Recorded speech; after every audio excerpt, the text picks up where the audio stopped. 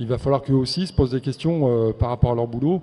Et, vu que c'est eux qui sont amenés à pouvoir valider le fait ou non que l'animal peut être abattu ou pas, il va falloir qu'ils... Mais ça, il faut que ça vienne d'eux. On ne peut pas leur imposer. C'est eux qui vont devoir se mettre face à face et se regarder et se dire, ben voilà, ben nous, ça fait partie de notre boulot aussi de savoir si ça c'est possible ou pas. Et voilà. Mais aujourd'hui, ça peut être fait par un technicien. Je veux dire, c'est une formation qui ne dure pas, c'est quelques semaines, je crois. Voilà. C'est pas des grandes études pour réaliser si un animal est apte ou pas à être abattu, ou voir s'il y a un problème par la suite sur les organes. Donc ça va être, moi pour ma part, je pense que ça va être à eux de se positionner et de faire des choix aussi, quoi. Tu veux rajouter quelque chose? Non, pour la volaille, il n'y a pas besoin. Pour la volaille, il faut faire la formation. Oui, voilà, par exemple. Pour la volaille, il y a nécessité, donc, si on veut avoir l'abattoir chez soi, de faire la formation pour l'abattage, tout ça. Il y a la formation. C'est pas la mer à boire à faire hein, non plus, ce que j'expliquais tout à l'heure. Il faut maîtriser tout ça, donc la manipulation des animaux, l'éclairage des animaux, le bruit, le son, l'aménagement, parce que tout est sujet au stress. Et dans la mesure donc où le temps est très court entre l'endroit où les animaux sont élevés et l'endroit où les animaux sont abattus, on le fait au fur et à mesure. Il faut faire une formation. Nous, ça a pris un jour pour valider le travail qu'on savait déjà faire et qui nécessite des investissements et des équipements. C'est plutôt ça le problème, parce que pour avoir son propre abattoir, il faut faire quand même un certain nombre de poulets, etc. Mais vous pouvez avoir donc dans la volaille, il y a des petits abattoirs qui fonctionnent. Il y a un abattoir de poulets à Peine d'Agenais qui loue les installations pour le faire.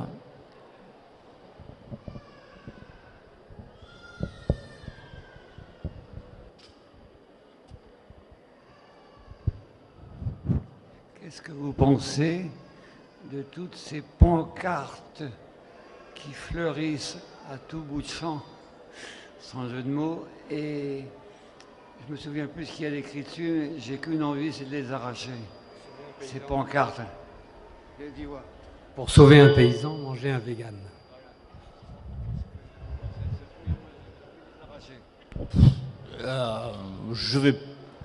C'est de la communication de la Chambre d'agriculture et de la coordination rurale. Hein. Franchement, quand on est responsable de la Chambre d'agriculture, enfin, c'est pas eux qui le font, c'est la coordination rurale. Hein. Mais enfin, bon, le président de la Chambre d'agriculture, quoi, c'est le fondateur de la coordination rurale. Quoi. Ils savent communiquer, mais pour moi, c'est nul, complet. Voilà. Si tu veux, c'est pas par rapport à manger un vegan, mais si tu veux, on est là pour faire avancer le schmilblick. Si on ne partage pas nos idées, donc on ne va pas dire donc, aux gens qui sont en face, nos interlocuteurs, vous êtes vraiment des cons. Moi, j'accueille des végétariens à la maison, ils sont les bienvenus. Si Brigitte Bardot veut venir visiter la maison, elle est la bienvenue. C'est des arguments pédagogiques qu'on va proposer. C'est vraiment du populisme, et chaque fois, ces idées populistes, donc c'est une calamité, ça tire tout par le bas. Quoi. Entièrement d'accord. Jamais je n'imposerai à une personne qui ne veut pas manger de viande de manger de la viande. Je trouve ça, ça n'a aucun sens, quoi, je veux dire.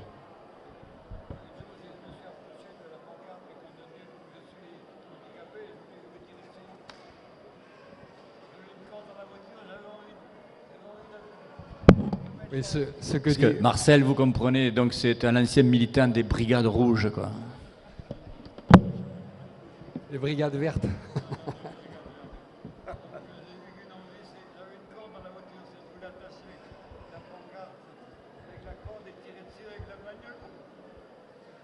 Dans ce que disait Yves tout à l'heure, là, quand il parlait des lanceurs d'alerte, moi je partage son point de vue. C'est vrai que ces reportages qu'on a vus là, c'est ce que vous disiez, ça peut être utile dans le sens où ça nous sensibilise à des choses qui se passent, à des pratiques.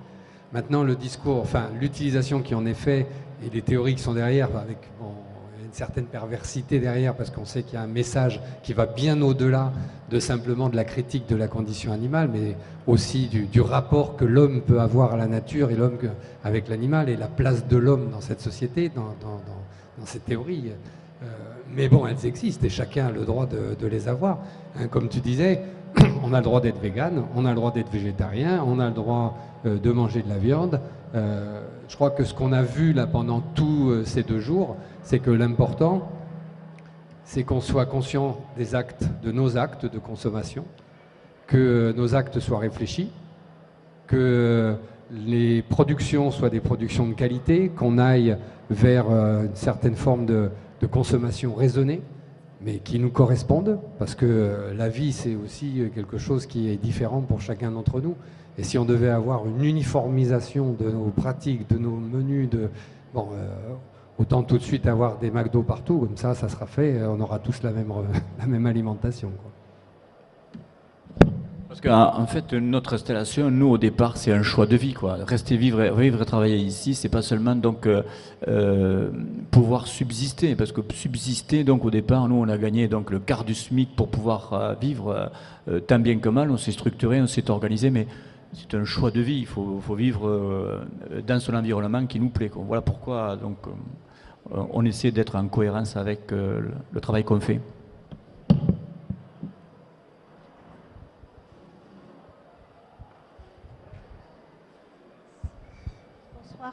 Par rapport au stress des animaux, est-ce que l'abattage est individuel ou c'est par groupe? L'abattage que vous faites avec du... Je ne sais pas comment vous avez employé un terme tout à l'heure, c'est pas un taser, mais bon... Alors, pour moi, dans les canards, par exemple, je parle de ce que je connais bien.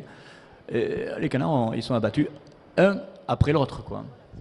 Ils sont abattus un après l'autre, et donc on a une petite chaîne d'abattage qui fait que les canards sont accrochés et puis sont anesthésiés immédiatement, donc avec un faible voltage électrique, hein, et le canard, il est complètement KO. Mais pour que la saignée se fasse, il faut que ce soit juste anesthésié, quoi. Ça s'appelle donc l'anesthésie, exactement. Mais il n'y a pas de produit avec des piqûres. C'est l'électricité qui fait qu'il y a une déconnexion du cerveau du canard, et après on le saigne, hein.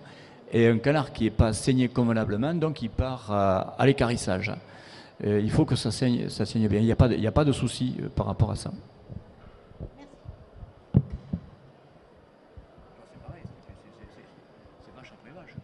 C'est pareil, hein.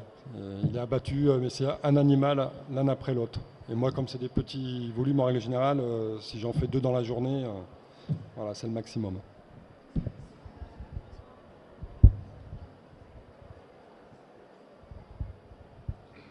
Oui. Juste un mot au niveau de l'abattage à la ferme. Moi, je suis éleveur aussi, je suis producteur de porc bio dans le Gers. Donc nous faisons naître en plein air et nous élevons nos animaux 15 à 18 mois. Alors moi je suis tout à fait favorable à l'abattage à la ferme, le souci c'est que ça me semble compliqué, je ne dis pas qu'il ne faut pas se battre, il faut se battre, mais ça me semble extrêmement compliqué à cause de tous les lobbies qu'il y a derrière, notamment celui des vétérinaires. Ça m'étonnerait que ces gens-là soient d'accord un jour pour vous substituer à leur travail, ça m'étonnerait beaucoup. Après il y a le lobby des abattoirs aussi également. Les abattoirs fonctionnent, je vais peut-être choquer les gens, mais un petit peu comme les hôpitaux, on supprime tous les petits abattoirs et on veut faire que des grands centres. Donc ça veut dire des transports de plus en plus longs, on ferme les petites unités, on trouve des raisons quelquefois un peu farfelues. L'abattoir où je tuais avant, moi, est forcément bio, puisqu'il faut que toute la chaîne soit bio, de l'élevage jusqu'au produit fini. Et cet abattoir-là a eu son agrément bio suspendu parce qu'ils avaient des soucis apparemment pour tuer les agneaux. On leur a fait échanger une pince qui sert à les électrocuter. Apparemment, ils mettaient un petit peu trop de temps, enfin ça durait trop de temps, soi-disant, pour le goût des vétos et des gens qui donnent l'agrément bio. Par contre, dans ce même abattoir, ils n'ont aucun problème à tuer quelques centaines d'agneaux halal, où les animaux sont suspendus sur la chaîne avant d'être et transportés sur quelques mètres avant d'être saignés, donc vous imaginez le truc. Il faut savoir que l'abattage halal, ça demande également un agrément, donc on donne un agrément halal et on refuse un agrément bio. Dans les mêmes conditions d'abattage. Les animaux bio étaient quand même électrocutés, même si ça prenait quelques temps de plus. Enfin, voilà. Donc, à mon avis, c'est extrêmement compliqué de lutter contre tous ces gens. Quand ils ont envie de fermer quelque chose, ils le ferment. Les vétos, ça m'étonnerait qu'ils acceptent qu'un technicien quelconque qui ne soit pas reconnu veto et agrémenté de la tête aux pieds, et comment dire, parce que derrière il ne faut pas oublier qu'il y a les préfets, qu'il y a la politique et qu'il y a tout ce qu'on veut aussi. Ça me semble extrêmement compliqué qu'on puisse faire ça. Après, je le souhaite. Parce que moi, j'ai dû changer d'abattoir uniquement pour une question d'agrément. Au lieu de faire 30 km, j'en fais 60. Pour des histoires de présentation de bêtes, on m'enlève systématiquement, notamment sur les animaux de réforme, systématiquement les pieds sont coupés. Donc je ne peux pas récupérer les pieds de mes animaux. Les pieds sont coupés, le sendou est enlevé, la panne, pour des histoires de présentation. Donc je me suis assez mis en colère chez eux parce que je leur ai expliqué quand même que j'étais bio et que je n'allais pas aller acheter du sendou ailleurs, quoi. Enfin bon, voilà. Donc tout ça, c'est extrêmement compliqué. Après, il faut savoir que dans la réglementation française, il y a tout un tas d'aménagements pour certaines personnes. On parle d'abattage obligatoire en abattoir pour les bovins, pour tout ce qui n'est pas volaille.